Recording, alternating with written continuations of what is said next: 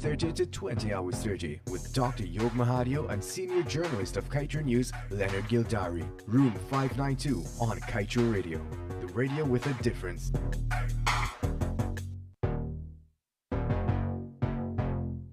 Unleash the truth in Room 592. Room 592 every Monday to Friday from 19 hours 30 to 20 hours 30 with Dr. Yog Mahadeo and senior journalist of Kaiser News, Leonard Gildarie. Room 592 on Kaiser Radio. The radio with a difference.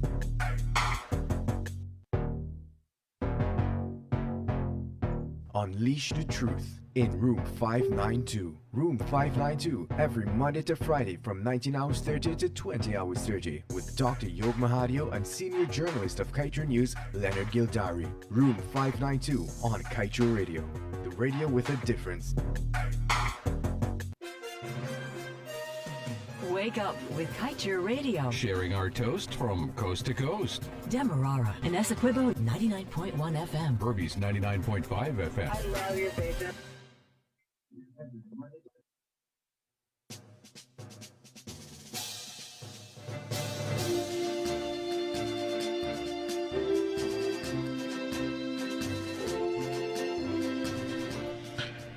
It is 19 hours 31 in Guyana and right across the Eastern Caribbean. It is time for us to enter Room 592. And joining us, of course, this evening on Room 592 is senior journalist of Kaiser News, Leonard Gildarie, and Dr. Yog Mahadeo. Gentlemen, good evening to you.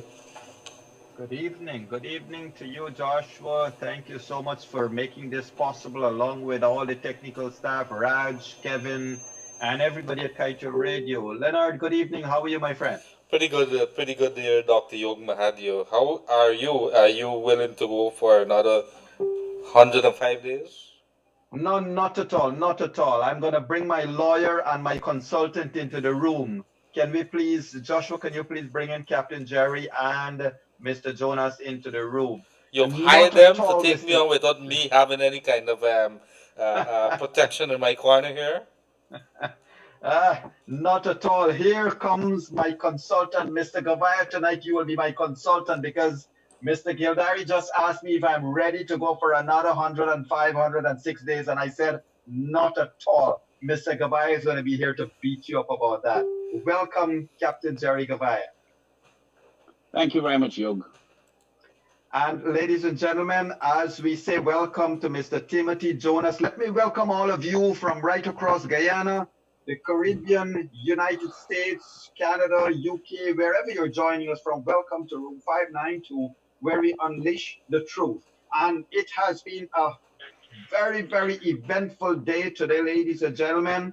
We have had a lot of things happen today, but the bottom line is the long wait seems to be over. And I say seems to be because I would want our attorney at law in the house to tell us whether it is over or it seems to be over. Because once again, we are seeing narratives and we are seeing all kinds of things being said by different stakeholders in these election process.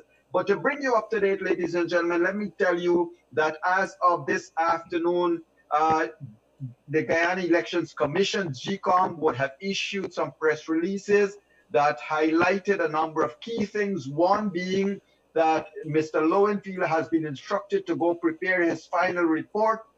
The second one being that the chairperson has said that it is her opinion that some of the allegations may be of serious nature and must be addressed, but that 163(1)(b) of the Constitution confers upon the High Court exclusive jurisdiction to determine validity of elections, and she does not believe that GCOM has that mantle as a court, cannot operate as a court. And the third thing that she said quite explicitly, GCOM is not therefore thereby closed with itself with the jurisdiction to establish as a court, as I said, and so the commission cannot arrogate unto itself a jurisdiction to annul the elections.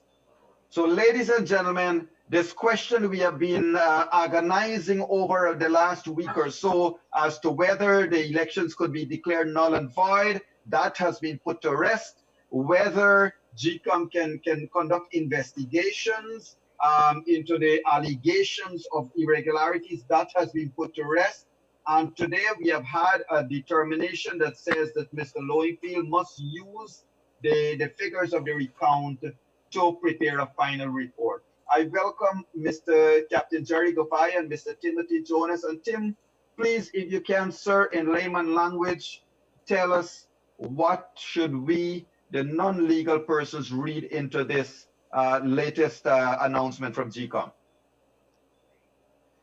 Look, every time someone asks me that question these days, I begin to worry and second guess myself. Because what we've seen does not bear even the vaguest resemblance to what the legislation contemplates.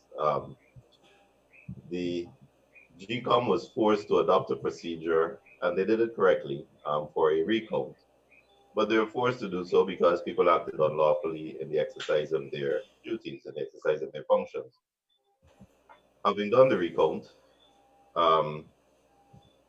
as you know, all of GCOM's horses and all of GCOM's men tried their best to put King David in again.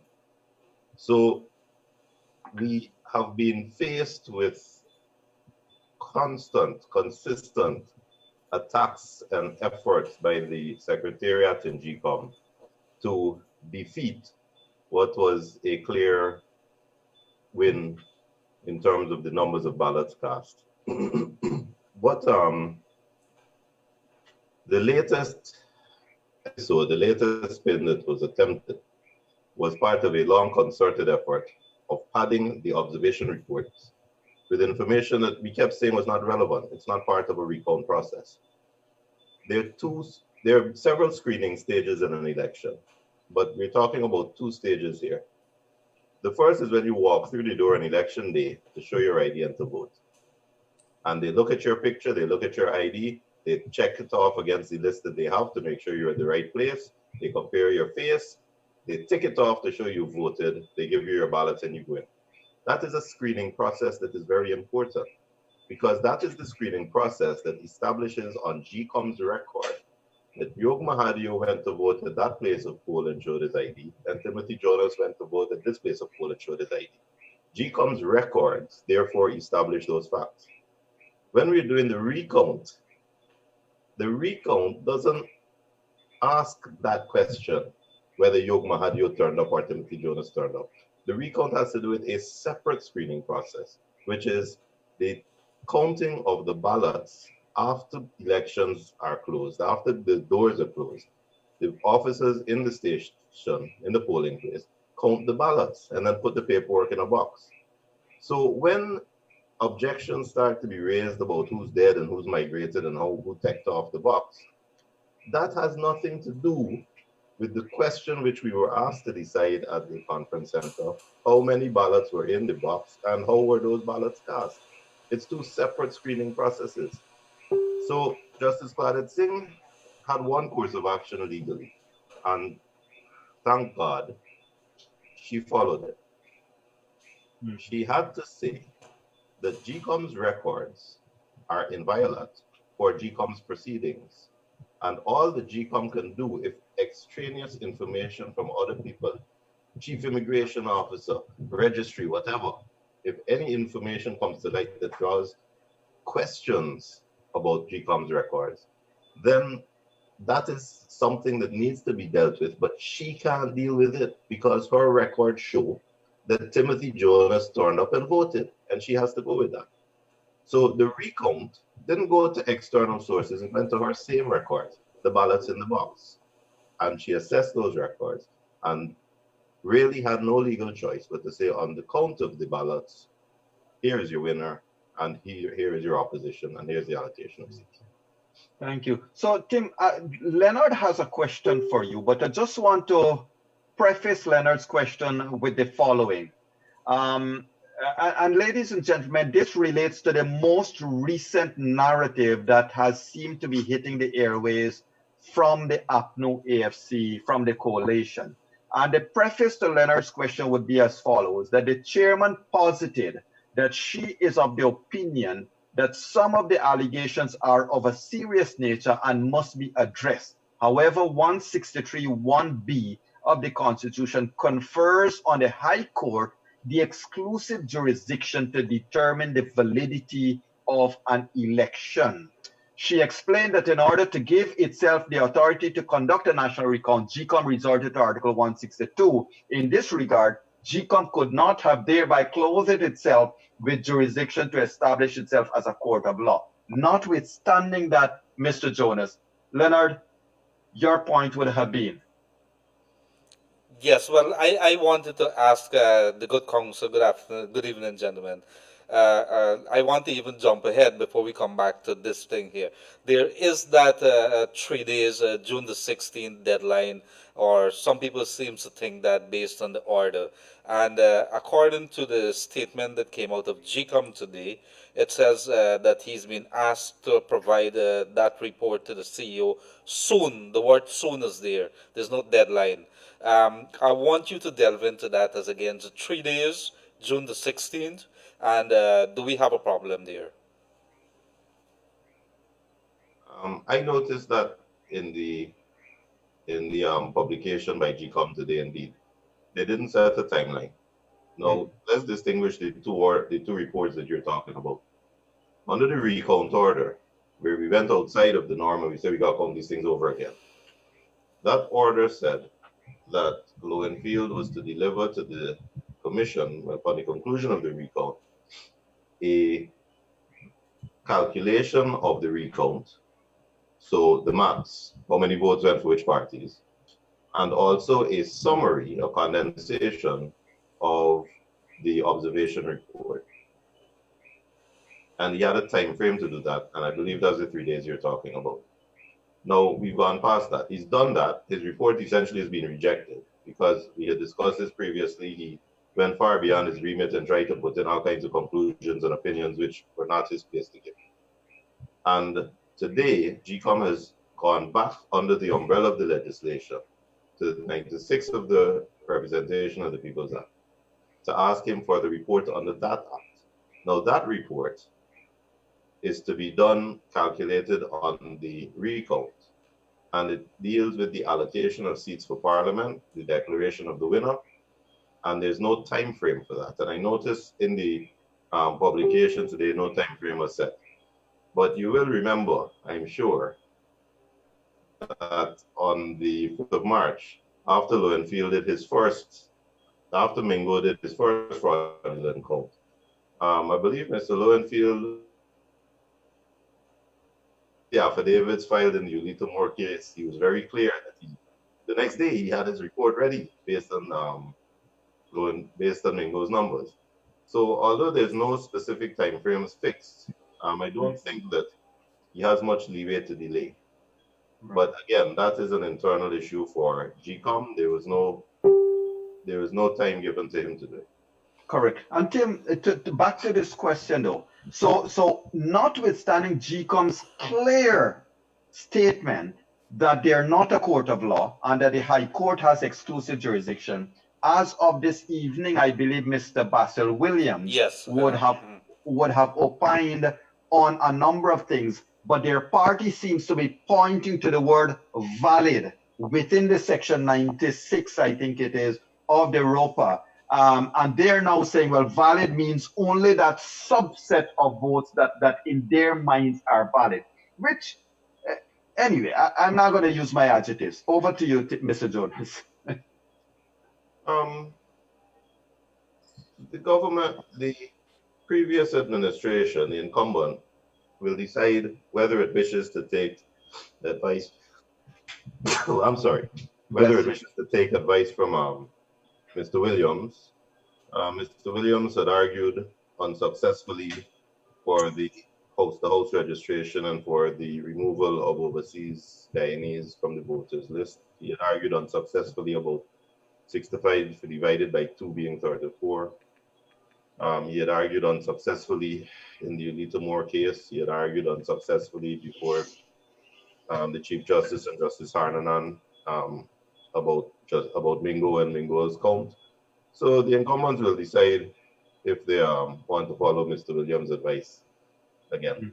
But Well, I respectfully disagree with his point of view. Okay, thank you. Mr. Gouveia, sir, what is the head of the private sector observer mission?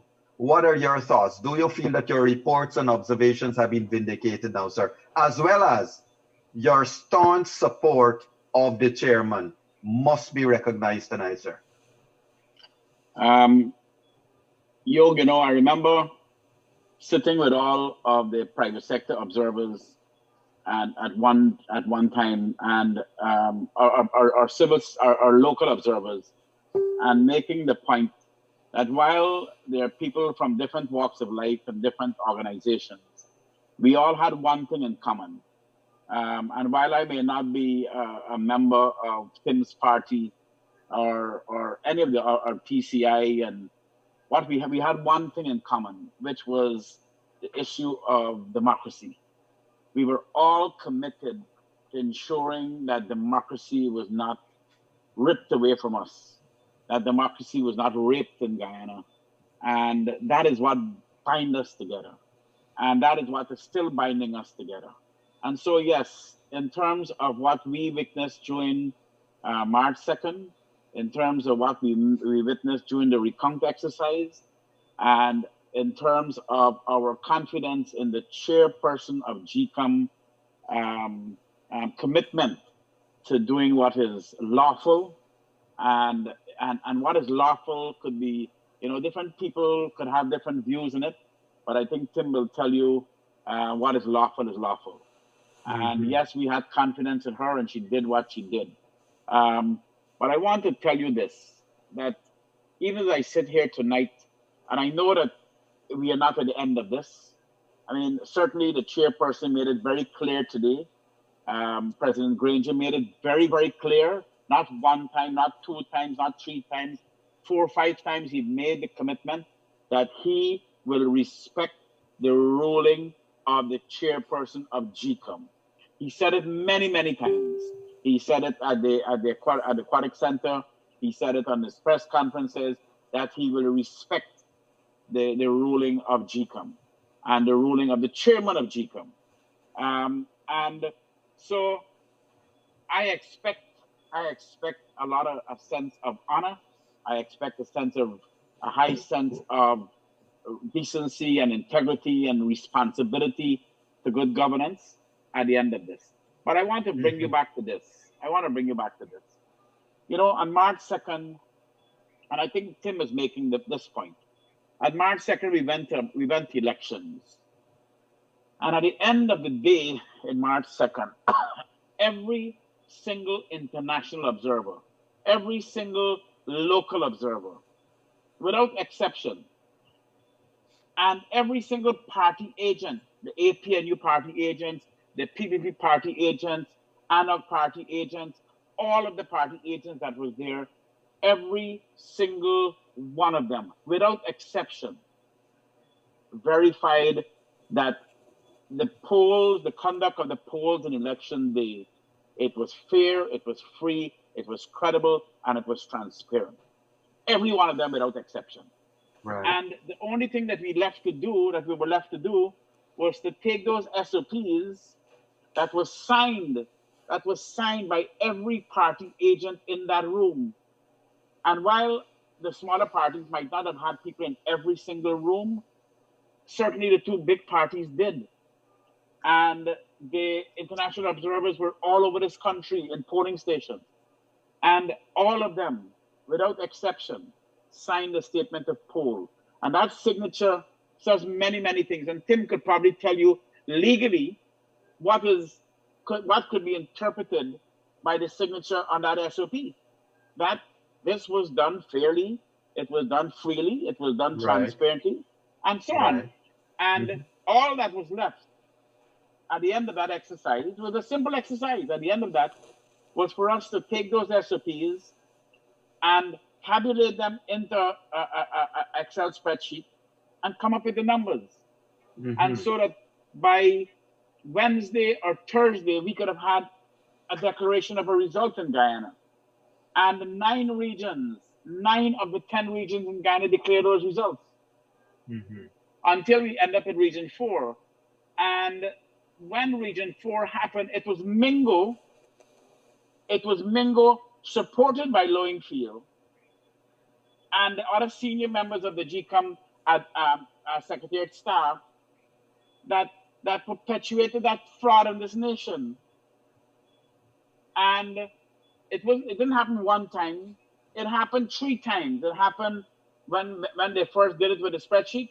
It happened after the judge sent Mingo back into GCOM office to do it, and he didn't do it again. He did it with the spreadsheet. 4 times. And then he did it. And then he did it again. Okay. 4 times. He did it to Mr. Granger too. Mr. Granger read from a spreadsheet. and then he did it at Kingston. And as a result of that, as a result of this disrespectful and blatant and transparent fraud on the nation, we had to agree to go to a recount. Mm-hmm. Now, this could have been solved very, very quickly if GCOM had presented to the nation their SOPs. If APNU had presented to this nation their SOPs, because those numbers didn't change. Those numbers were exact. The PPP put their numbers up for the whole world to see, and nobody else put their numbers. In fact, they all accused the PPP of having fraudulent SOPs. Well, they dragged us through this long process. They dragged us into the recount center for 35 days, or how many days it was. People like Tim and myself. Tim had to go and get a COVID-19 test to go back to the convention center. I mean, it was brutal. And a lot of young Guyanese are bonded only by their desire and their passion for democracy. When they're every single day and was in every single counting station because of what happened by Mingo. This was not some obscure allegation. This was a deliberate allegation back then. Mm-hmm. And this recount demonstrated to us that the SOPs were correct. This recount demonstrated to us that what happened on March 2nd would have very accurately given us a result since March 4th. And we did not have to spend $500 million in a recount. And you know why? I came on this program tonight, and a lot of the executive members said to me, Jerry, calm down. It's almost over. But just before I came on this program, much to my horror, I've seen senior members of this current administration, the incumbent, and they're trying to make a case against. But Captain, let me just finish. But I want to talk to you about this. Yeah. Yeah, and so I came here tonight, and with a sense of shock that we could still have people who are telling me that 33 is not the majority of 65, who are telling me that Claudette Singh ruling today to send Lowingfield back to present his report based on the recount figures is somehow something they could challenge. I mean, when are they going to stop this nonsense? But that's what I want to ask you and Mr. Jonas. Tim, if you can for a moment, please put on back your hat as the chairman of a political party. What political capital can you see, if any at all? Mr. Harman made a statement about 35 minutes ago to tell everyone there has been no declaration. We all know that. But he is pointing to that word valid. This seems to be their last card. Is there any political capital remaining there, sir, you as a politician? You bring me to the real tragedy of this whole thing. The AFC accomplished something that no party in Guyana had accomplished before. They created a minority government. They garnered 30 to 35,000 independent voters who had rejected the two large parties. And that was a large enough number to swing the vote. For the first time, the PPP could lose a fair election as they lost in 2015. And I was pleasantly surprised when I looked at the maths. I know there are other variables, but after 23 years of PPP rule, when enough people were disaffected with the corruption, and APNU and AFC got together, remember? AFC had 30 to 35,000 votes. They won by 4 to 500 votes. After those same people who decided to go with APNU saw that APNU was no better, and in some cases was worse. In 2020, PPP has won against the combined opposition by 6,000 votes. 10,000 people voted for small parties. Yes. And 15,000 people went back to the AFC. What I'm saying to you is that that swing vote of 25, 30,000 remains ready and willing to swing. Correct. At the 2nd of March, they remained ready and willing to swing back to the PPP. And I genuinely believed on the 2nd of March that if APNU had walked out of office calmly, that would have so empowered the electorate in their own minds, given them confidence in their own vote. Because a lot of PPP stalwarts were saying if you put those people in power, they're going to rig and never come back out. It would have so given such confidence to the voter that in 2025 we would have had a magnificent election. But what has happened now? You talk about political capital. They have removed all confidence of the electorate, and the electorate may have to wait another 23 years, another generation, before they take that chance again. People remember, but I'm the youngest of the generation that remembers the 80s. But now a whole new generation has seen it for themselves. And in 2025, how is APNU, which represents 4 to 5% of this country, that is the tragedy, how will they legitimately go to face their own people who they lied to this time around? How will they face the PPP traditional supporters who are afraid of them and who they try to rob? And how will they face the independent voters whose vote they try to take away? At long last, democracy was working in Guyana. At long last. We got the PPP out, and then we got APNU out. And APNU have destroyed that power that the electorate for the first time was beginning to feel in Guyana. And that's the tragedy. Correct. But Tim, I can push back to you and Captain on something. Look, when APNU AFC on 2018, after the NCM, the first night thereafter, Nagamutu, Granger, everybody say, we lost, we're going to go to fresh elections. A year plus later, they prolong that. They keep shifting the goalposts. At this 9 hour, they're once again raising something. Is it just delaying, and delaying for what? I mean, in any other country of the world, even some of the former dictatorships, in this modern age, a person in the place of Mr. Granger would have picked up the phone and called his opponent and concede. Here we have, with 1 day, 2 days, maybe 3 days more to go, I don't know. Because all that Glowenfield has to do, Tim and Jerry, he basically doesn't have to write a piece of verbiage, a pact report anymore. He is basically putting some numbers together and giving her the allocation of seats and so forth, if I'm not wrong. And that's what he has to do. So it's not any wordy thing. He doesn't need to consult with with the lawyers in his corner anymore. Why in your in your mind, they're still playing this delaying game? There has to be some reason. Because they're dishonest and they lack integrity. I want to tell you something what Barack Obama said. He said third world democracies is at risk when leaders refuse to step aside after their term in office have expired. They will start mobilizing their supporters. To amend the Constitution so they could remain in power.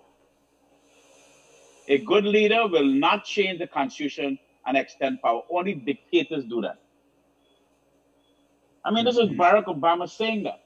And Right. so for me, when I see this, when I saw this effort by people today to be dishonest, and I want to say, like Tim made the point that if 45% of this population that are supporters of the APNU and the PNC and and to me that is a good thing. It's a good thing that you have the kind of political diversity that people will believe in different parties.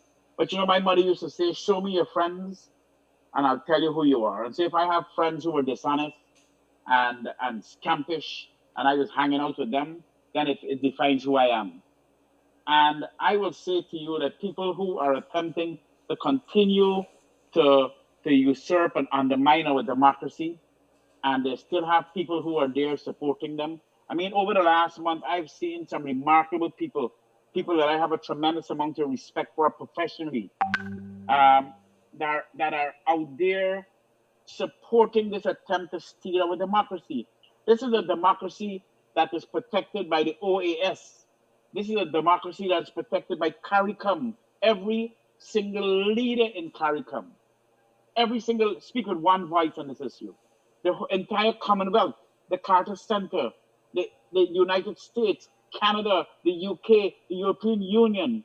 I mean, what other signals do you need to know that it's time to give it up? It's time to regroup. It is time to rebrand. It is time to re-strategize and come again. But what you're doing every day now is attempting to do what Barack Obama said. It is to hijack the democracy of Guyana. Right. But it boggles the mind, doesn't it, Mr. Jonas? Doesn't it? Because Mr. Harman, he did something 2 weeks ago or a week ago when he called out and insulted Ralph Gonzalez and Owen Arthur and all of these people. And then a week later, I think to the surprise of a lot of people, yours truly included, when Mr. Granger stepped to the pedestal and endorsed everything Harman said. Now today, forget Basil Williams, but this is Harman now, his party agent, and a lot of people believe Harman is really running the party, is making these statements. Why are they taking their followers and their loyal people down this road of no coming back? I don't know.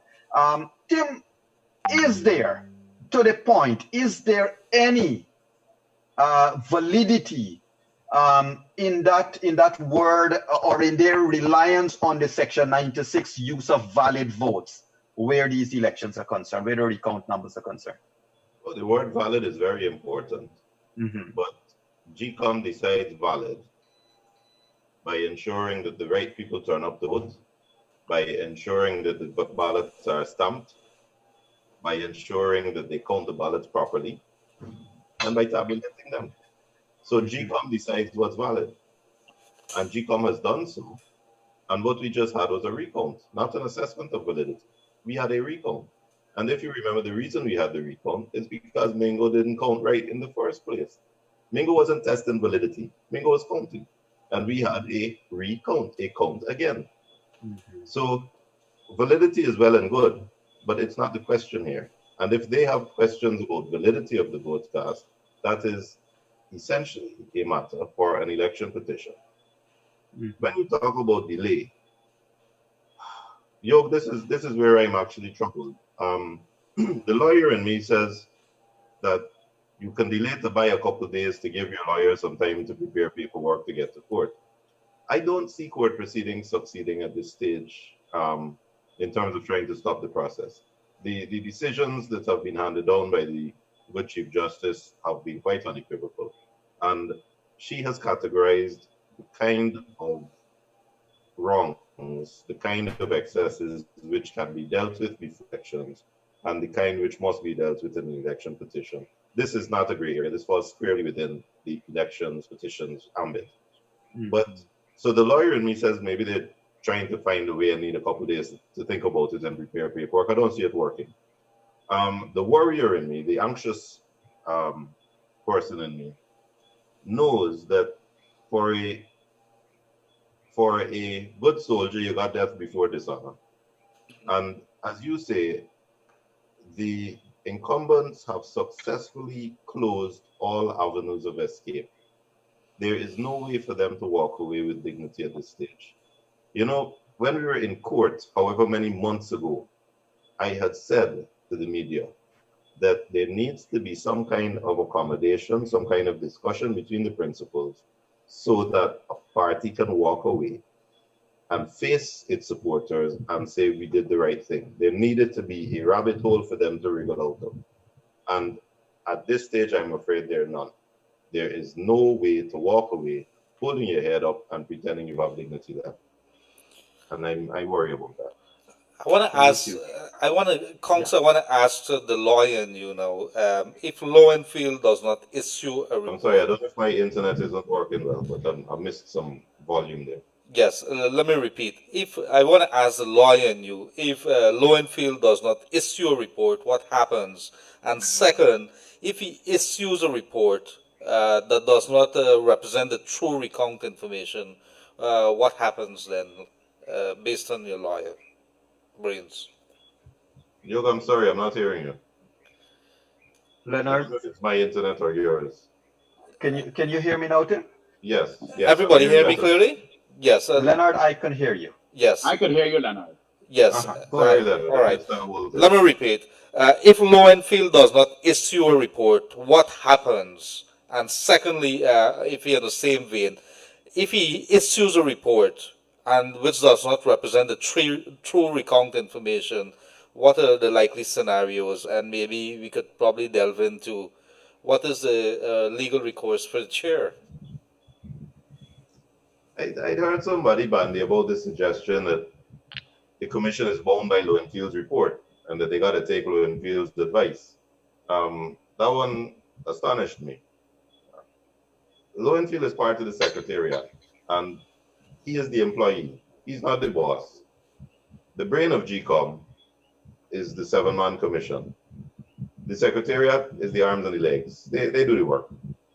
So they are at all times subject to the instruction and direction of the seven-man GCOM board. And as we know, that boils down to the chairman, Justice Claudette Singh, because three on one side, three on the other side cancel each other out.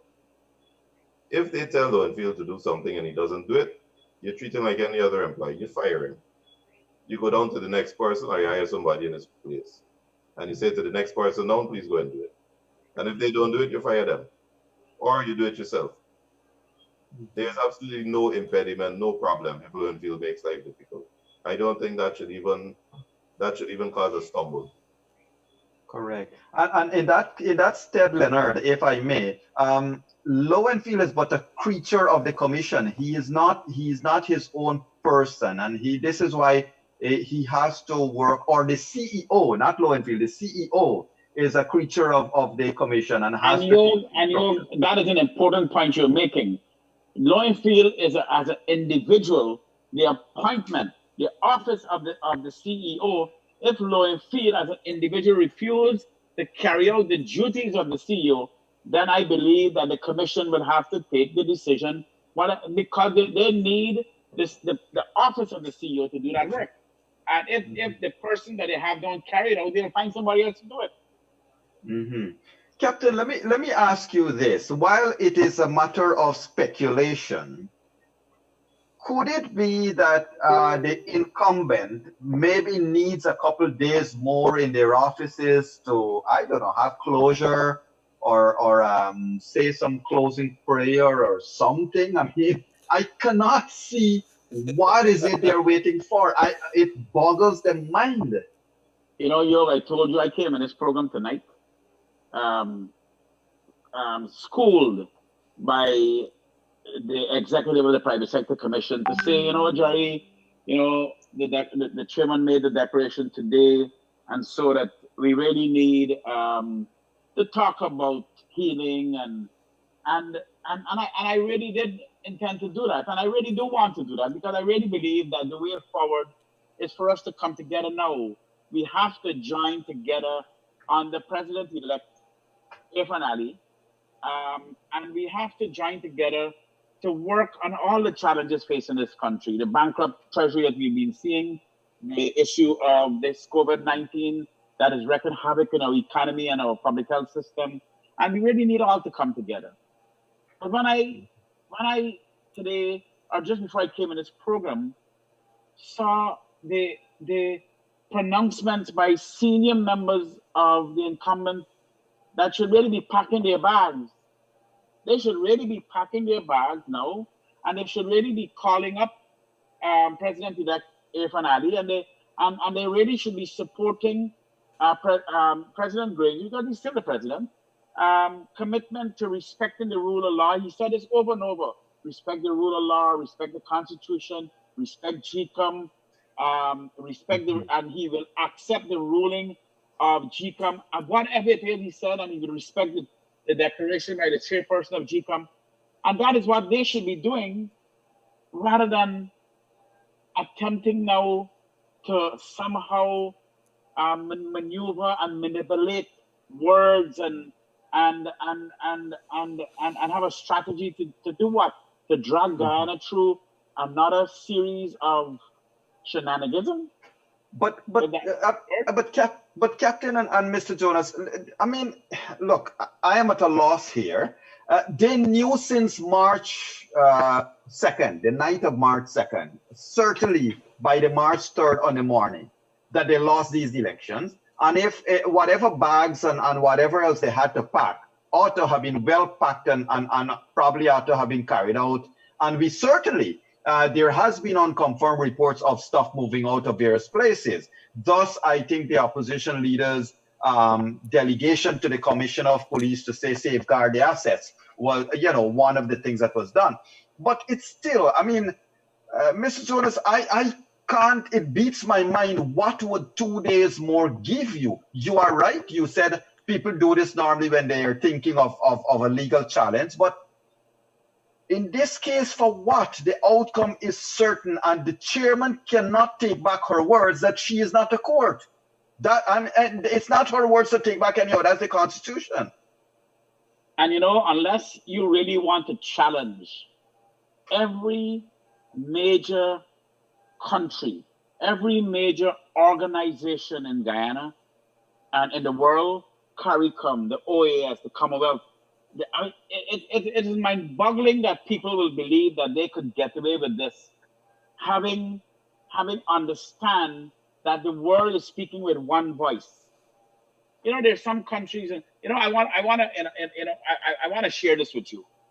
I was speaking with Prime Minister Ram Gonzalez, who said this to me.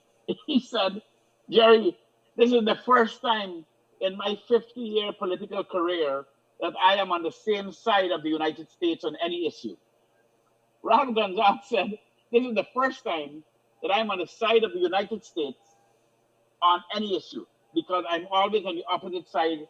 In every time the United States take a position, I'm on the other side." He said, "This is the first time that I'm on the side of the United States on the issue, on the side of democracy in Guyana." Mm-hmm. And he said, "It's mind-boggling that there are people in Guyana that don't understand that every leader in the world, every major organization, country in the world is speaking with one voice, that democracy must be protected and prevail in Guyana." And I must tell you, I came here to be peaceful, but I really feel hurt that there could still be people having done this since March, when they knew that they lost this election. They had, when I heard President Gouveia just said, "I have a spreadsheet," and I never looked at the SOPs to confirm that the spreadsheet that I'm seeing is grossly fabricated. I was like, what is wrong with him? What is wrong with him? Why would he not, when he heard all of the allegations that was going on, why would he not say, "Let me see those SOPs"? Why would they not publish? Well, we knew why they wouldn't publish the SOPs. But President Gouveia, that campaign under a banner of decency and integrity and honesty, would tell this nation that he too was looking at a spreadsheet which he never saw the SOPs. He don't know how the figures and the SOPs were inserted, and was fabricated numbers he was looking at, and that is why we have to do a recount. I mean, I am like, well, Captain, the other thing that is extremely of great concern is that for the last 105 days, if one would even forget prior to March 2nd, The Guyana Rag, as you know, that's what I call the Guyana Chronicle, is the Guyana Rag, and the Department of Political Information. These two agencies, paid by taxpayers' money, have not stopped short of being unrepentant in their pushing of APNU AFC, not of the government of Guyana, APNU AFC. The Guyana Rag and the Department of Political Affairs. Now, with this, it would certainly be interesting to see what is the Guyana Rag's headline tomorrow. But my point in saying this to you, Gerry, are these days, especially after today, isn't today the day when we can say now they're being irresponsible, if we can't find a stronger word? Yog, you know, today I saw two things that give me hope. Today I saw Gordon Mosley on his page said that Irfan Ali is the winner and the president-elect. And I saw it. I saw also on NCN. I saw NCN also did that. And so those are both. Well, the NCN is a state television station, and Gordon Mosley. And I must really take my hat off to Gordon Mosley for being as professional as he could be today. And if you went and look at his page, you'll see it. And that is what I expect from the Chronicle. And I want to say, I'm sorry that you call the Chronicle the rag, because, you know, it was the same under the PPP. They also used it in way, and we have to ensure it don't ever happen again. Well, it was the rag then too. Yes. But we have to ensure that the PPP don't use the Chronicle as a weapon against Timothy Jonas and his party, or against PCI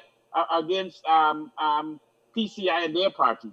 The Chronicle is the state newspapers, and it is important to have a state newspapers that talk about state issues rather than party issues. But the good news is I did see today NCN, in a very responsible and fair way, issued a press release on the issue, and I did see Gordon Mosley did it, and I thought that augured well for us. I'm very interested to see what the Chronicle will do. But I am seeing this effort by party operatives of the APNU out there tonight, attempting now to start. They've been attacking CARICOM. I mean, how they've been attacking. Where sorry, they've been attacking. would want to attack you. I'm hearing myself. I don't know what's going on, but they've been attacking. They've been attacking CARICOM now. They're attacking Carter Center. They've attacked Oinata. They've attacked Bruce Goling. They've attacked Ralph Gonzalez. And when the chairman of CARICOM speak, they will also attack her. And we need to stop this. We have to work together. You know, they have to think there's a life after these elections. I want to tell you this before I finish this, Tim, just excuse me. You know, when I spent a lot of time in the military. When I was in the military in uniform, because when you put on the uniform, you're in the army, they house you, they clothe you, they feed you, they give you transportation, and you live in a bubble. And a lot of times when you're in the military, you forget that there's a life after this army. And even when you're in the police force, you forget there's a life after this service. And I think people in politics need to understand there's a life after these elections. And that they need to regroup. And as Tim said, they need to start preparing for 2020. And how do you win votes? You have to win votes by heart and minds. You have to win votes by people trusting your integrity and trusting your decency and your honesty. And they are, at this time, in my view, really, really causing me some serious concern. Tim, Mr. Aubrey Norton has a couple of minutes ago been on the air saying that that the CEO, sorry, let me stop saying Mr. Lowenthal, the CEO has up to Friday. I don't know where he got that from, but he said that the CEO has up to Friday to prepare and present his report. And so my point there is that you're seeing the obvious machinations now to just delay further. Tim, will it ever stop, my friend? Will it ever stop? I know I'm putting you on a spot. You don't know the answer to that yourself, but in your opinion. Well, I understand that GCOM is scheduled to meet again tomorrow at 12. And if that is the case, well, there's only one thing they can be meeting about, because they have nothing left to say to each other except to deal with Lowenfield's report. So it's my expectation, if I'm correct, and I may be wrong, but if my information is correct and they are to meet tomorrow at 12, it is in anticipation of receiving a report from Mr. Lowenfield before 12. Tim, the other question I want to quickly ask you, a lot of people are seeing this as a victory for the PPPC and a loss for ANUG, but there is a This clear... is a victory for democracy, Joe. This is a victory for democracy. But hold on, Captain. There is a clear new path that was set in these elections. While a lot of the newer parties did not necessarily accumulate the many votes they might have wanted, but it really brought to the fore what democracy could mean, notwithstanding these elections and the way ANUG conducted themselves. But Tim, you have been part of this new set of political parties that come up, and you have certainly not been a stranger to the podium and expressing your opinions, whenever called upon. What does it signal to you, given all of these new parties, of the future for Guyana, sir, and our democracy? I mentioned the 30 or 35,000 independent voters. These are people who do not want to vote for either of the two large parties. You see, we have a winner-take-all system. The winner-take-all system puts a party in there as if they're the monarchy. And they are corrupt, they are incompetent, they are unhelpful, they are divisive, because we have an Afro party and an Indo party, and because people vote along ethnic lines. They're not accountable to their own supporters, because their own supporters will vote for them from hell or high water. There are now 30 to 35,000 people in Guyana, and I think at this stage more, because the last 3 months have shown people that this thing is not how Guyana should be, who have rejected that. Mm-hmm. That came about as a result of 50 years of oppression, as a result also of the growth of the middle class, the increase in the number of educated people here, people who are upwardly mobile, who are thinking for themselves, who aren't blindly loyal. The reason so many new parties came about is because so many people were disillusioned with the big two. There is not a leader of a small party, of a new party, who expected to win this election, who expected to get into power, who expected to get oil money, who expected to get any of the gravy. I mean, despite all the nonsense that you hear one or the other party loyalists talk about, none of the new party members did this for personal gain. This has been an expense in terms of money, in terms of time, in terms of professional ability to deal with your profession. It has been a sacrifice. And the sacrifice is because of the recognition the two-party system in Guyana, where we have two ethnic groups, two ethnic parties, and a winner-take-all system, is unsustainable. It has left us second poorest to Haiti. And if you say that to party loyalists on either side, the party loyalists will say, my party is the lesser of two evils. Look how terrible and corrupt those people are, and look how dishonest and lazy those people are. But we are second poorest to Haiti after 28 years of PNC, after 23 years of PPP, and now after 4 years of ANUG. There's no excuse for that. You can't move away from that reality. That's like trying to argue that 34 is half of 65. You can't run away from it. So for me, the fight now begins, because I wish Irfan Ali well. I hope that he honors the promises he made. I spoke to him, and I believe that he recognizes the flaws, that he sees why the PPP was put out, and that maybe he wants to do something better. I think he genuinely wants to leave a good legacy. But here's the thing, when you have absolute power, you can't control all the ministers, all the customs officers, all the GRA folk, all the little bureaucrats in the different cubicles. The corruption will be there, the corruption will continue. And that is an aspect of winner take all, because you do not feel accountable to your supporters. We have to change the system. And right now, I hear Gerry talking about how angry he is with the ANUG leadership. I agree. They have demonstrated an amorality that is beyond all comprehension. When you read the CARICOM report, this whole country should be ashamed. We should all be so embarrassed that we have 3 foreigners coming into this country to talk about how absolutely disgraceful our behavior was in the conference center, where you got members of one party telling a member of another party is a pedophile, and that kind of tenement yard level of exchanges going on at what should be the highest forum of our country. If anyone saw some brooms today outside of Rodriguez's house, the country should be ashamed. We have deteriorated like that because we have 2 monarchs in our winner-take-all system. We have to change our system. Tim, it's a yes or no question. You don't have to explain, sir. Is there a likelihood that Mr. Timothy Jonas could be Speaker of the National Assembly? I'm sorry, Yog, your voice broke up again. I don't know if it's a deliberate last-ditch effort from ANUG to silence me like with COVID. Could you repeat the question, Yogi didn't hear properly? I don't know if Tim didn't hear me or it's a continuous. I genuinely didn't hear you.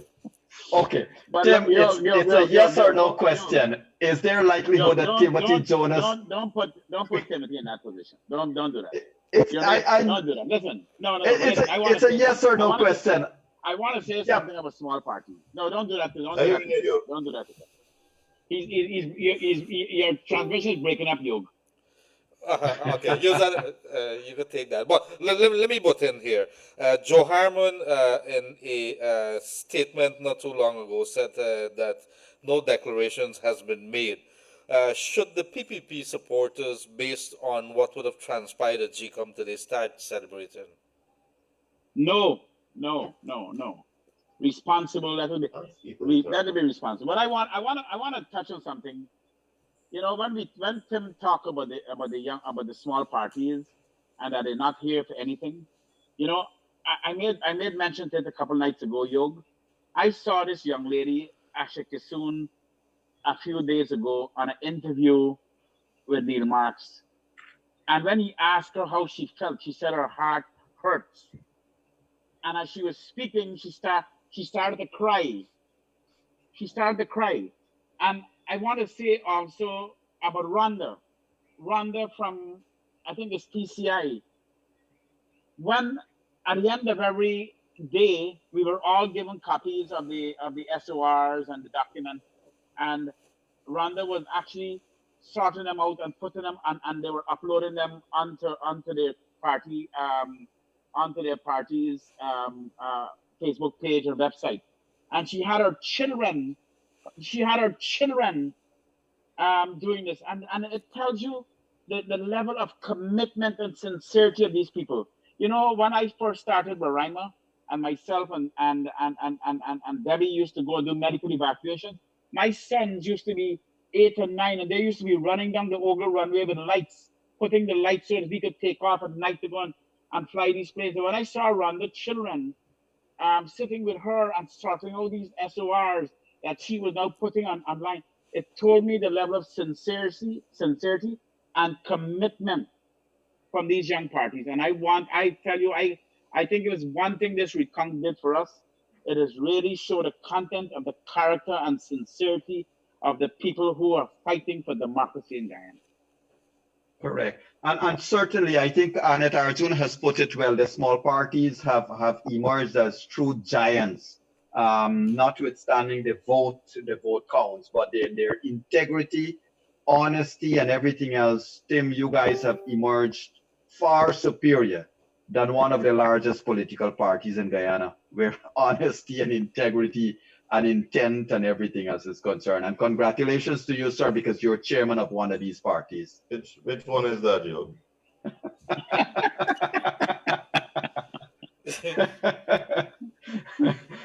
Mr. Gildarie, you had another question for Tim. No, well, I wanted to ask the question, a wide open question here. Where do we go from here? Where do we go from here? And I would like to hear the variant, maybe Mr. Timothy Jonas first, and then Captain Gouveia. You recognize that I'm older than Tim, right? Maybe that's why I give you But the anyway, Tim, respect. go ahead. That's all right. That's all right. Tim, go ahead. Sorry. First of all, I want to say there must not be an ethnic cleansing of the public service. But I can't say that because there was an ethnic cleansing of the public service in 2015. So I'm going to leave that alone because I know this, one of the things that the incumbent did is they overloaded the public service. We have the largest public service we have ever had. They've padded it with cronies and friends and army buddies. And the taxpayers are paying for so many of them that I believe in small government anyway. The government has always been too large as far as I'm concerned. And now it is twice as large as too large it should be. So that needs to be revamped. But I think for me, what is most important is that it needs to be a transparent method of appointments, of contract awards. There needs to be full transparency in every aspect of executive power so that both sides of the divide can see what is happening and can be satisfied that things are being done fairly. There needs to be true inclusivity. I remember in 2016, Mr. Granger formed the Ministry of the Citizenship and talked about social cohesion and that kind of thing. And then he started locking up businessmen for carrying gold out of the country, shackled Brassington and Ashley Singh. That doesn't lend to cohesion. There's no doubt that there are people who need to be prosecuted. Mingo is the first on my list. But you do not do it for the trumpeting of the masses, triumphantly parading them through some hall of shame. You do it professionally. You don't go victimizing people. You make sure that your institutions work and that they work independently, not at the behest of the executive. We have ANUG, which is owned and operated by the executive. That needs to stop. We need independent institutions that are professional in themselves and that do their work. And for the executive, for Irfan Ali's cabinet and the executive, they need to demonstrate integrity and inclusiveness. If you walk into Lands and Surveys now, the top 12 officers in Land and Surveys are of one ethnicity. If you walked into NISIL before 2015, the top 12 were of one ethnicity. That kind of thing has to change. We have to stop that nonsense. And often these things aren't deliberate. These aren't deliberate policies. But there must be a deliberate policy for inclusivity, not a blind disregard of the things so that your friends get in and therefore you're left with the senator. We need inclusivity by Irfan Ali's administration. But should I wish to put forward an opinion here to you both, Mr. Gouveia and Mr. Jonas. Those public servants that have been part of the slate, those public servants that have campaigned and been part of a political system, should they not do the right thing and just resign rather than wait for the boot and then complain about victimization and all of that? Look at what happened in the US. When governments change, when the Republicans come in power, there's a wide, cleaning, for the lack of a better word. But people voluntarily leave because they know when power change, people are going to want loyalty and all of that. While it may not be good or bad, depending which side you're looking on. But what's your thought on that? I would want to say that every single citizen in Guyana got a right to their political preference. Every single citizen. And I would hope that if we have quality people in their jobs, I don't think people should lose their jobs because of their political persuasion or political leanings. I would really be highly against that. I would want to say that regardless of where your political license lie, so long as you do your job with a high level of professionalism, you should be able to keep your job. And I would never want, and I agree with Tim, I would never want, well, actually Tim didn't say exactly the same thing, but I would never want to see any kind of cleansing, whether it's ethnic cleansing or political cleansing. It have to be a level of competence, of meritocracy. I think we have to have a government and a public service that is based on meritocracy. But I want to just say one thing here as well, that, I looked at both of these parties during these campaigns and coming up to the 2020 campaign, and I saw both parties reach out to Guyanese of all races, of all walks of life, of all genders. And I heard the APNU talk about themselves as a big tent where they welcome everybody, and everybody went into that big tent. That is not a black party. That is a party of Guyanese of all walks of life. And it really sometimes disappoints me and annoys me now when I hear people are trying somehow to make the APNU AFC into a party that is only of one ethnic balance. That was a party of a big tent of all Guyanese. And the PPP also is a party of all Guyanese. I listened to Mark Phillips, Brigadier Mark Phillips, a man that I have tremendous respect for. And he said on a program one day, he said, I was always a supporter, and he was very frank. He said, I was always a supporter of the PNC and then the APNU. He said, but in 2018, when I saw what they did, it triggered me. That is what triggered me, because, the concept of show me your friends, I'll tell you who you are. The dishonesty of the response after the 2018 no confidence motion and the entire scampishness that went all the way to CCJ triggered Mark Phillips to say, what, I don't want to be here anymore. And Mark Phillips then is sitting with the PPP today. He's the prime ministerial designate. And you have some tremendous Guyanese, Afro-Guyanese in the PPP. And so I expect to see a PPP administration under Irfan Ali that is a rainbow of Guyanese men and women, Guyanese of geographic portions of wherever you come from, and certainly of races.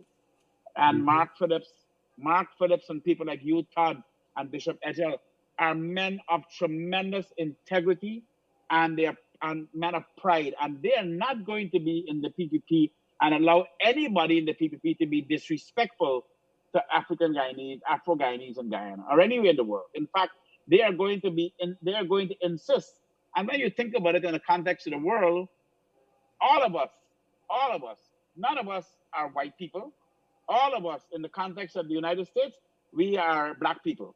All of us. I mean, maybe I might pass a little bit because I'm a Portuguese, but certainly Tim by no stretch of imagination, could be anything else. And so everybody else in Guyana, the entire PPP, they're composed of Guyanese of all walks of life that will take care of every single Guyanese in Guyana. When you're black, you're Amerindian, you're Portuguese, you're Indian, you're mixed up like Tim.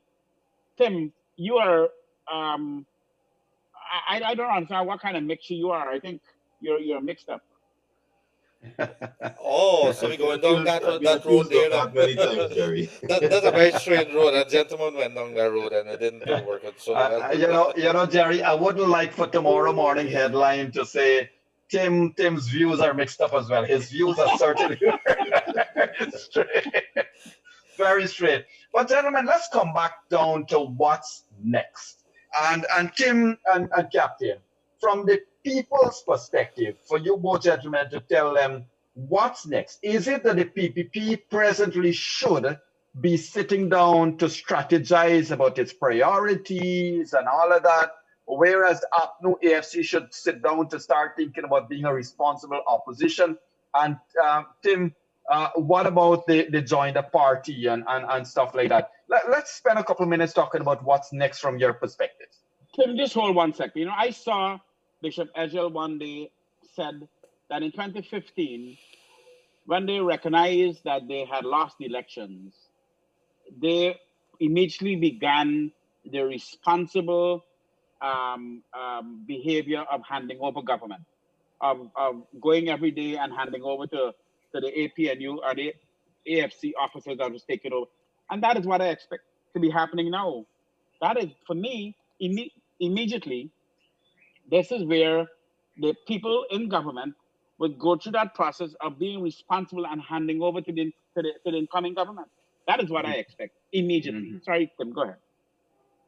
But Tim, let me interject a minute. Sorry to upset your train of thoughts. Leonard, I wish to share this with you and with our viewers and listeners. So earlier this evening, probably an hour ago, Mr. Joe Harmon and more like within minutes ago, Mr. Aubrey Norton were on air telling their supporters that they don't know what numbers the chairman is talking about when she said that she is going to, that the CEO is instructed to give her a report based on the recount numbers. And their point was that that the CEO has to look at the word valid and probably make his own translation. So what we have here is the letter that would have been issued. Remember, the chairman said she is going to issue her instructions in writing to the CEO, and that would have been issued. And it reads that pursuant to Article 177(2) of the Constitution and 7796 of ROPA, I'm just paraphrasing, you are hereby requested to prepare and submit your report using the results of the recount for consideration by the Commission. So using the results of the recount. Is there any ambiguity there, Tim? I don't see any. It seems quite clear to me. Okay. I don't see Hard that to either. split a hair there. All right, and the part that the part that I left out purposely is to say to submit your report by 1300 hours on 18th of June, which is Thursday. So he does have 3 days based. Well, yeah, let's say today, tomorrow, and Thursday, but up to 1 p.m. on Thursday. Any thoughts there? Does it like make the seals tighter now? You know, I all of that is fine, but when you ask me what is next, we will all wake up on Wednesday and on Thursday and on Friday, and we'll go back to work and we'll go to school, and life will go on for us, and we will have a government that we will hold their feet to the fire. And I want to tell Guyana here tonight that as the chairman of the Private Sector Commission, the Private Sector Commission will hold the government feet to the fire in terms of issues of good governance, of human rights, of being fair to all Guyanese, and ensuring. And one of the things I would like to see early set up as an anti-corruption agency, because with what is before us with the oil, I would love to be able to immediately see the government develop a strategy to deal with the natural gas coming off of those oil fields, so that the lights that we are burning right now, we could be paying 80% less for that fuel, for that power that we are now burning. I want to see a government that is very economically oriented, and that how do we bring better education and healthcare to our people and make sure nobody's left behind. And I will say that is what we need to all be working on. And the Private Sector Commission, I will guarantee you, is going to be on the government every day, ensuring that those things are delivered to the people. Okay. Tim, your thoughts? I've been listening to Gerry. I'm afraid that Gerry has segued a conversation about tight systems into the good feeling, let's sing Kumbaya kind of discussion that both parties have always adopted when they get into power. And it doesn't work. It doesn't work, You cannot rely on humans who have feet of clay. None of them wear halos. So Bishop Juan Edgell can sing sermons about how nicely the PPP left power in 2015. It's not true. They shouted, cheated, not defeated. They marched up and down. They ranted and raved and did the best they could to fight it. They can't fight as well as APNU, but APNU fought the best they can now and are still fighting. So this Kumbaya feel good. We're all, none of in America we're all seen as black and that kind of thing. We gotta accept our reality. In Beirut, in Guyana, 6 people voted PPP. 280 something voted APNU. When you go to Linden, PPP don't get votes. When you go to Hubu, APNU don't get votes. Let us be frank, let us be honest with ourselves, because unless we see our problem and see where the problem lies, we can't find the solution. So let's be honest. Our solution lies in systems. When Jerry talks about PSC holding the feet to the fire, in our winner-take-all system, if the government has a majority in parliament, we then have an elected dictatorship. We have an elected dictatorship because they pass the laws and they run the country. The executive controls parliament. That's how it's always been in Guyana. That is how it will always be until we change the system. There is no accountability. And they had it for 28 years, and then they had it for 23 years. Once you control parliament, you have an elected dictatorship. Nobody holding anybody's feet to the fire. So we can talk, we can make suggestions, we can propose. No. At this stage, we have to rely on the promises that Mr. Irfan Ali has made. We have to hope he keeps to them, that he has learned and that he is sincere in his efforts. And we will do as much as we can canvassing with the one seat that we scraped, because this was always a two-party race. The PPP supporters needed to get the APNU out, and they weren't looking at third party. Next go around, we'll do better. But until we have a minority government so that the majority is in opposition in parliament, the Westminster system that we have won't work. What we have to do is we have to advocate to change the system so that both sides of the divide feel as if they are adequately represented in the executive decision making. You cannot sing Kumbaya and say to the other side, don't worry, we love you too. We're in America, we're all black and we'll all look after you. It doesn't work. That doesn't give comfort to anybody in Buxton or Victoria when you're PPP. It doesn't work. So let's face our reality and let's create a system where the people in Lusignan, the people in Annandale, the people in Buxton, the people in Victoria nod and say, good, this system can work for us, or else we're wasting time. The Kumbaya thing doesn't work. So thank you for that. And let me reiterate, ladies and gentlemen, that in terms of talking about what's next or what we expect in the next day or two, that the CEO has up to Thursday, the 18th at 1 p.m. to deliver his report. Now, that doesn't mean he should take up to Thursday, 1 p.m. He could hand in his report tonight. And Mr. Lowenfield, please do so, sir. The entire country is waiting for you. And more narratives, more time is being given for more narratives to be created. But Leonard, I think you want to just take a call or two as we're getting down to program time. So we want to just share with viewers and listeners as to what is expected next year. And Captain, in terms of the timelines, do you think that if this report is expected by Thursday at noon or immediately after noon, that a declaration might be happening late Thursday or on Friday? I think it will happen concurrently. I believe that if the report is submitted, I believe by Thursday afternoon, we should have the president sworn in. I don't think we need to waste time. I think we need to, and we have to be in a hurry. We have to be in a hurry. This country can't wait. Young people can't wait. We need to get this economy back up and running. We need to put our shoulders in the wheel to deal with the COVID-19. We have to get our country working, our government working. We have to get the private sector and public and private sector working together for the development of Guyana. And so we have to be in a hurry. We have to be impatient. And this thing about dragging us out is not acceptable. Captain, were you in the army the same time with Mr. Lowenfield? Mr. Lowenfield? Actually, yes, I was, and Lowenfield was a friend of mine, and he is a friend of mine. And we were in the camp of Savannahs together. We trained together, and I can't tell you. I went to the recount, and I did say to Lowenfield how impressed I was with the work he was doing at the recount. And even when I came back on election day, when I flew the ambassadors around this country and I came back, I sent Lowenfield a message and I said, Lowenfield, I was so impressed with the polling stations and your staff. If you went to a McDonald's in China, or you went to a McDonald's in India, or you went to a McDonald's here in Guyana or a Burger King, the systems and the standards, the taste of the food, the standard of service are the same thing. That is what happened in the polling stations.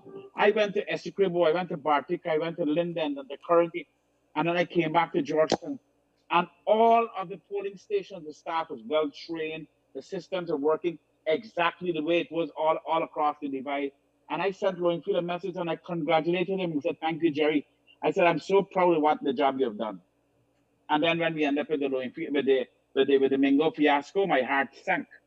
And then when I walked into that recount center and I saw the logistics and the systems and the administration that Lowenfield did, I also sent him a message and I told him how proud I am of what he's doing, and I hope that this will continue. And he said to me, "Jerry, the level of systems you see will go all the way to the end." And the truth of the matter is, it did go to the end, maybe with a few issues here and there. When Lowenfield issued his own report, I was shocked. I fell off my chair. I could not believe that Lowenfield would do that to himself. Lowenfield spent $8 billion to destroy his reputation, to destroy his professional reputation. In my view, he ran an excellent election system that produced credible. Every international organization said it surpassed international standards. The Carter Center said that what they witnessed on March 2nd surpassed international standards. The OAS, the Commonwealth Secretariat, the CARICOM, and if the people who observed the recount will tell you the same thing. So I was shocked when Lowenfield threw himself under the bus, threw all his staff under the bus, that somehow they were so incompetent and foolish, Right. that they allow dead people to vote, and what they suggested somehow is that the PPP hijacked the entire GCOM system and did and I mean it was just, and that is why the CARICOM observers Right. wrote a report the way they did, because they see exactly what we were seeing. Thank you. And so let me just make this announcement. I wish to call somebody out. We have done this before, and I wish to do it again. Madam Stacy Jones, please refrain from your expletives and from expressing those kinds of threats to persons who are on the show. You are not welcome. If you don't like what is being discussed, please, you have a choice of going to another station. But we do not appreciate your curses, and we do not appreciate your threats to either people on the panel or other viewers and listeners. Please be at peace, madam. Mr. Timothy Jonas, sir, an opinion and your comment on this opinion. It is widely felt that had this race, especially with the shenanigans over the past 105 days, had it been left to PPP alone versus the APNU AFC, this race was long gone, done over with, because they would just run over the PPP.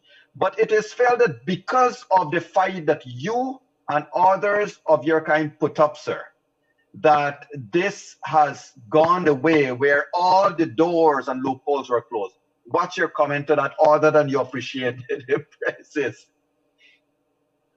I think the fact that there were so many voices raised added to the confusion. It added to the fight against what would have been a straight bulldozer over the PPP. There's no doubt if the PPP were alone in that room with APNU, this was a done deal. PPP have never had traction in a face-off with APNU. But more importantly than the new parties was the international community. So there are a number of variables here that changed from the 1970s and the 1980s that these old boys know about. The first is the presence of the international community. And we've all seen Forbes Burnham in his last interview in 1985, a few months before he died, when questioned about his elections and his decision not to allow foreign observers, say we're a sovereign nation. Here we are in 2020, and you are seeing the APNU loyalists disgusted with the inconvenient presence of the overseas folks, saying we're a sovereign nation, we don't need the Carter Center. History repeats itself. You don't teach old dogs new tricks. So the foreign observers was very important. Technology was important. There is video footage of Mingo declaring that he is using his word is broadsheets and not using the SOP. Without that video footage, it would have been so easy for him to lie in an elections petition. And I think we'll agree Mingo is not above lying in an elections petition or before the Chief Justice to say, I used the statements of poll. Who's going to say that he was telling the truth or lying? But there's no video footage showing it. So technology was the second thing. The international community, technology, the third parties. And again, OAS pointed out GCOM Secretariat has gone rogue. CARICOM has confirmed GCOM Secretariat has gone rogue. And therefore, when we were at the Carter Center, mighty efforts were made to prevent us having cell phones or using cell phones. We had to raise a ruckus about it. Transparency. You want as many eyes there as possible. They wanted to limit the number of people in there. They didn't allow the Carter Center in there. These aren't new tricks. These are things that are clearly evident for everybody. But to answer your question, three factors: the overseas folk, technology, the small parties. They have saved the PPP.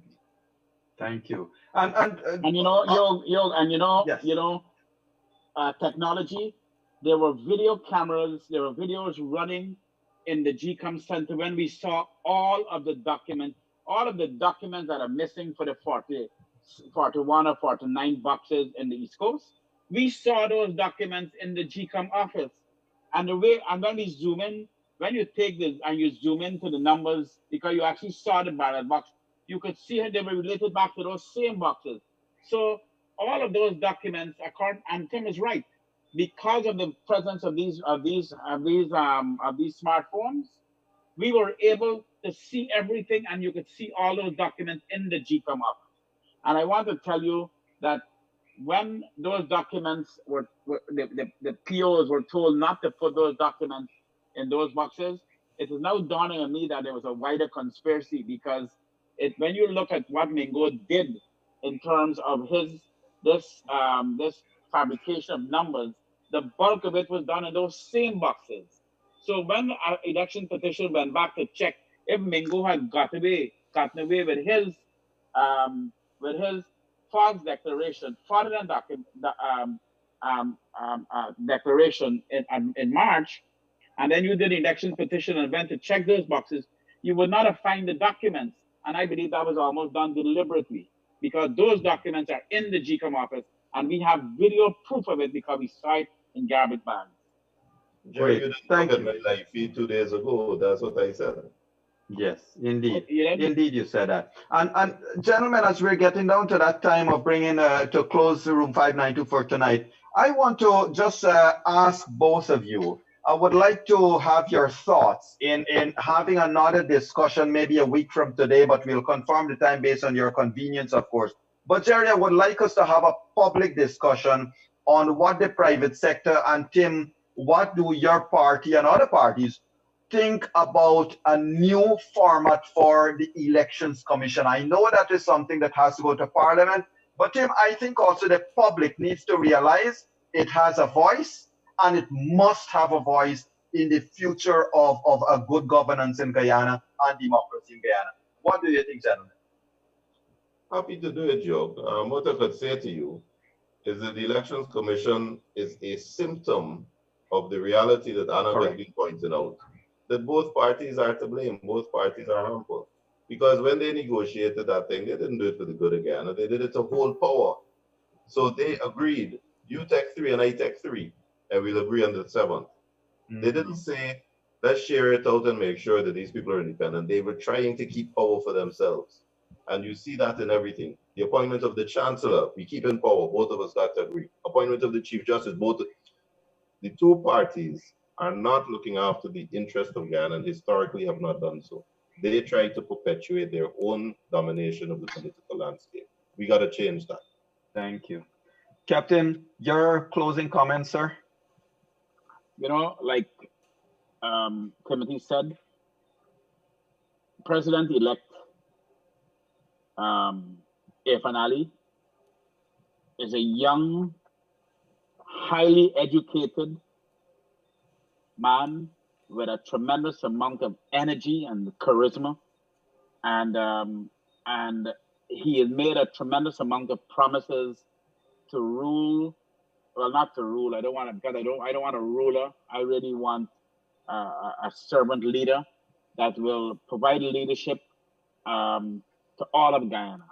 And I know that I will probably get some blows from Kim, who will accuse me of what do you call it, Tim? Kumbaya. But I really want to believe that President-elect Irfan Ali will rule for all Guyana. I really want to believe that he will believe in the importance of the private sector being the engine of growth, and that his relationship with this private sector will be an engaging one where investor confidence, he will wake up every day thinking how could he foster and enhance investor confidence every day so that we could create more jobs and we could really, really move Guyana forward. And so I am looking forward to Irfan Ali keeping his promise to be a servant leader of all of Guyana, regardless if we vote for him or not. I'm looking forward to that.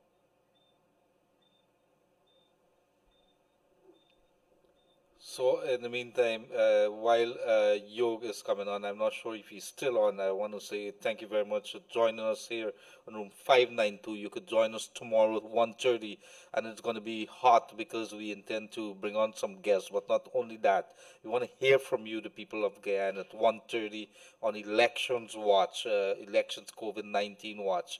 And so that's going to be 1:30 right here on Kaito Radio. Yog, are you back? If he is not, I want to say thank you very much to our guest, Capt.Gerry Gouveia, and of course Timothy Jonas, attorney at law, and he's wearing his cap there as an attorney at law, and he was talking as a lawyer. My heart is a lawyer, my head is a lawyer. So I want to thank you very much, gentlemen, for joining us this evening, room 592. Unfortunately, my host, Dr. Yog Mahadeo, has been kicked out. Because maybe of the internet. Evicted. He's what? He's been evicted. Oh, he's been evicted, and which is a very good thing. And we could talk about eviction as one of the team at a later program this week here. How do you make room to be evicted? And that's such a wide open thing. So thank you very much for wherever you're joining us here on Kaito Radio. I want to say we're going to be back tomorrow evening as well for room 592. In the meantime, good night, gentlemen, and good night to our people wherever you have joined us from. Have a pleasant rest of the evening. Thank you very much. Jerry, pleasure as always. Thank you, my brother. Thank you.